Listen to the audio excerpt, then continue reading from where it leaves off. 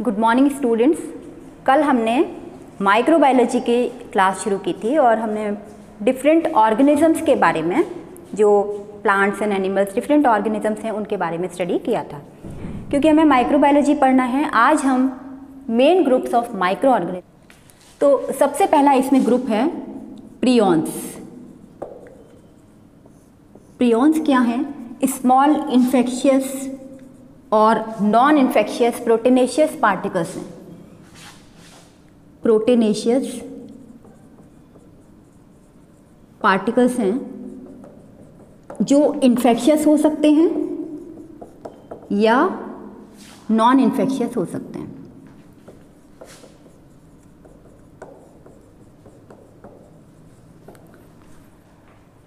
इन particles में nucleic acid नहीं होता, न्यूक्लिक एसिड एब्सेंट होता है।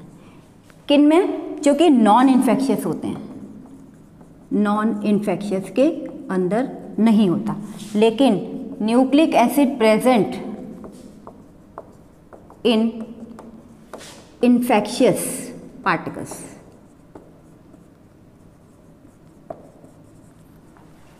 तो दो तरह के पार्टिकल्स हो गए, इन्फेक्शियस और नॉन इन्फेक्शियस। इन्फेक्शियस के अंदर न्यूक्लिक एसिड पाया जाता है, जबकि नॉन इन्फेक्शियस में न्यूक्लिक एसिड नहीं पाया जाता।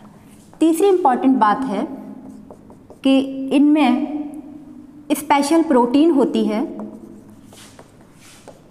जिसे हम कह रहे हैं यहाँ प्रोटीनेशियस पार्टिकल है इसलिए हम कह रहे हैं प्रोटीन भी होती है। दो तरह की प्रोटीन होती है, PRPC और एक होती है PRP।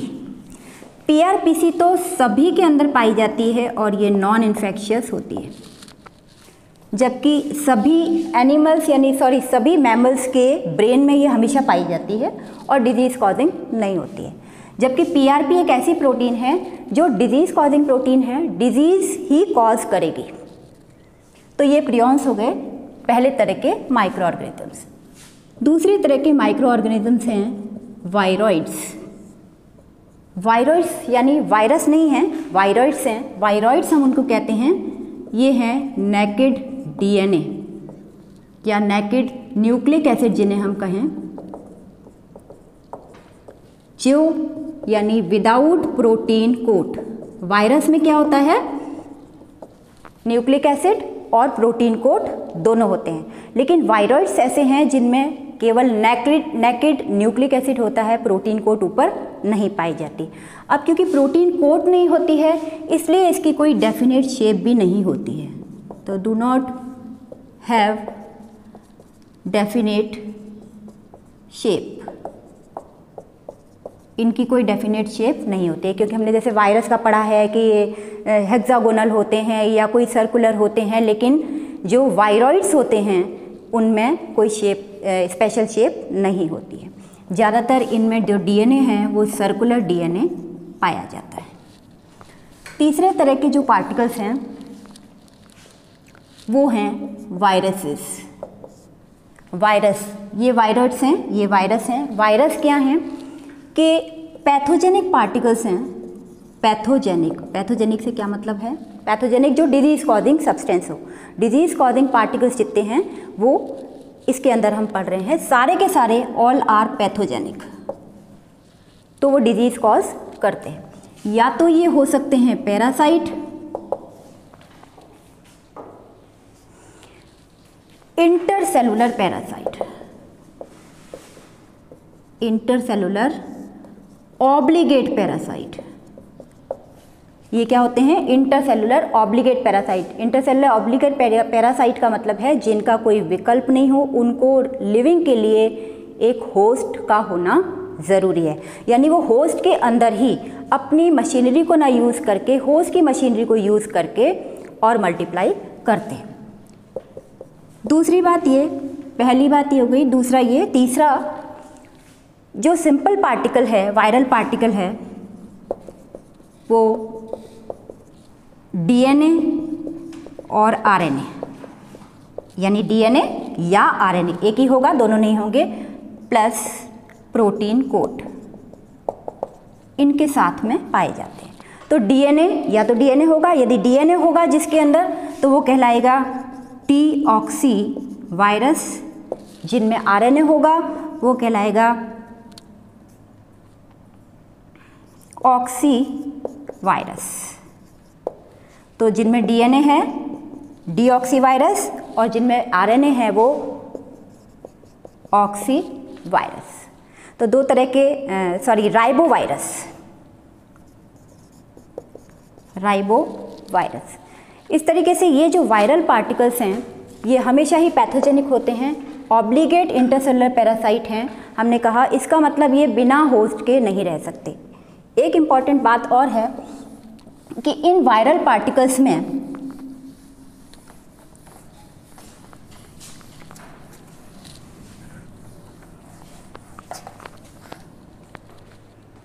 ये वायरल पार्टिकल्स खुद मल्टीप्लाई नहीं हो सकते। होस्ट की मशीनरी को यूज़ करके ही ये वायरल पार्टिकल्स मल्टीप्लाई हो पाते हैं। सारे के सारे डिजीज़ कॉजिंग होते हैं, ये हमें पता ही है।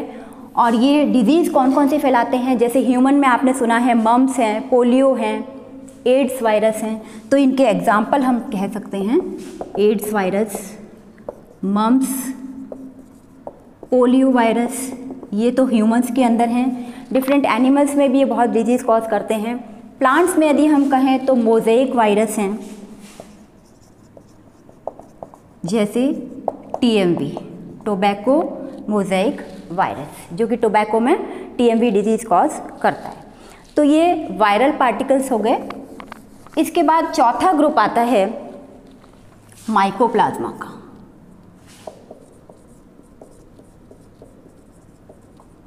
माइकोप्लाज्मा क्या है? ये भी प्रोकैरियोट्स हैं, लेकिन इनमें सेल वॉल नहीं पाई जाती। Prokaryotes without cell wall. अब सेल वॉल नहीं है, इसका मतलब ये कैसे होंगे? डिफरेंट रूप्स में, डिफरेंट फॉर्म्स में पाए जाते हैं और जिनको हम कहते हैं प्लियोमॉर्फिक। डिफरेंट फॉर्म्स में पाए जाएंगे जिन्हें हम कहेंगे प्लियोमॉर्फिक। ये मोस्टली एरोबिक्स होते हैं, एरोब्स होते हैं, यानी कि ऑक्सीजन की प्रेजेंस में ही काम करते हैं। लेकिन कुछ ऐसे भी होते हैं जो ऑक्सीजन की प्रेजेंस में काम करते हैं लेकिन एब्सेंस में भी वो सर्वाइव कर सकते हैं, जिन्हें कहते हैं फैकल्टेटिव एनारोब्स। तो एरोब्स वो हैं जो कि ऑक्सीजन की प्रेजेंस में काम करते हैं, लेकिन यदि ऑक्सीजन की एब्सेंस है तो उसमें भी कुछ समय तक ये सर्वाइव कर सकते हैं। They all are disease causing, सभी ये डिजीज कॉज करते हैं। तो माइकोप्लाज्मा क्या है? प्लियोमॉर्फिक है, एरोब्स हो सकते हैं सारे, फैकल्टेटिव एनारोब्स हो सकते हैं और सारे के सारे डिजीज कॉजिंग होते हैं। इसके बाद नेक्स्ट ग्रुप है बैक्टीरिया, और बैक्टीरिया के बारे में हमने बहुत पढ़ा हुआ है। पांचवा है बैक्टीरिया। बैक्टीरिया जो है वो लार्जेस्ट ग्रुप है माइक्रो ऑर्गेनिजम्स का।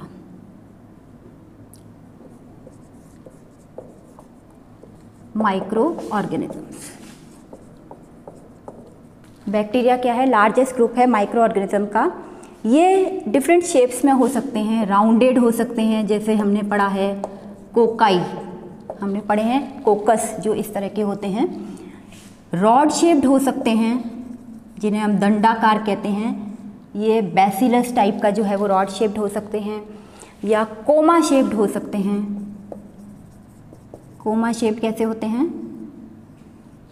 इस तरह के होते हैं। फ्लैजिलेटेड हो सकते हैं और नॉन फ्लैजिलेटेड हो सकते हैं।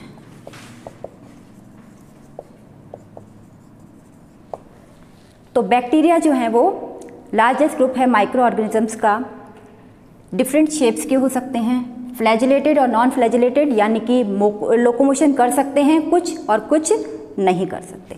इनके दो ग्रुप आते हैं, 2 ग्रुप्स हैं बैक्टीरिया के, Archie bacteria and you bacteria. 2 groups हैं, आर्की बैक्टीरिया और यू बैक्टीरिया। तो आर्की बैक्टीरिया क्या है? जिनमें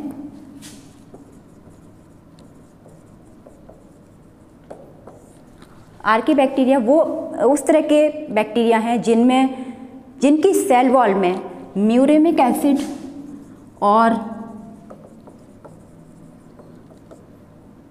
एसिटाइल ग्लूकोसामाइन एब्सेंट होता है। जनरली हमने ये पढ़ा है कि बैक्टीरिया के अंदर muramic acid, acetyl glucosamine present होता है, लेकिन आर्की बैक्टीरिया वो ग्रुप है बैक्टीरिया का जिनकी सेल वॉल में म्यूरेमिक एसिड और एसिटाइल ग्लूकोसामाइन एब्सेंट होता है। सबसे दूसरी बात यह है कि इनकी जो पॉलीमरेज चेन है, डीएनए पॉलीमरेज जो हैं, उनमें सेवरल यूनिट्स होती हैं, कई सारी यूनिट से मिलकर डीएनए पॉलीमरेज इसका बनता है। एक्चुअली डीएनए इसमें होता ही नहीं है, आरएनए पॉलीमरेज इसके अंदर पाया जाता है। तो आर्की बैक्टीरिया जितने भी हैं इनमें ये पाया जाता है। ये एंटीबायोटिक्स स्पेशली क्लोरमफेनिकोल के थ्रू, क्लोरमफेनिकोल एक एंटीबायोटिक है, उसके प्रति रेजिस्टेंट होती है। तो रेजिस्टेंट टू क्लोरमफेनिकोल। बैक्टीरिया हमें मालूम है कि बैक्टीरिया के अगेंस्ट हम एंटीबायोटिक्स को यूज़ करते हैं जब भी हमें बैक्टीरिया को रोकना होता है, तो एंटीबायोटिक्स को यूज़ करते हैं। लेकिन आर्की बैक्टीरिया ऐसे बैक्टीरिया हैं जो क्लोरमफेनिकोल एंटीबायोटिक के प्रति रेजिस्टेंट है। दूसरा है यू बैक्टीरिया। ये ऐसे बैक्टीरिया हैं जिनकी सेल वॉल में म्यूरेमिक एसिड और एसिटाइल ग्लूकोसामाइन दोनों ही प्रेजेंट होते हैं। इनमें लिपिड्स भी प्रेजेंट होते हैं, तो ये दोनों इसमें प्रेजेंट होते हैं, प्लस लिपिड भी प्रेजेंट होता है। तीसरी बात ये कि इसके जो डीएनए है वो डीएनए होता है और डीएनए पॉलीमरेज में केवल 4 सब यूनिट्स होती हैं। यहाँ हमने पढ़ा बहुत सारी यूनिट्स होती हैं, और जबकि यू बैक्टीरिया के अंदर ये केवल 4 सब यूनिट्स पाई जाती हैं। तो ये हमारे 5 तरह के तो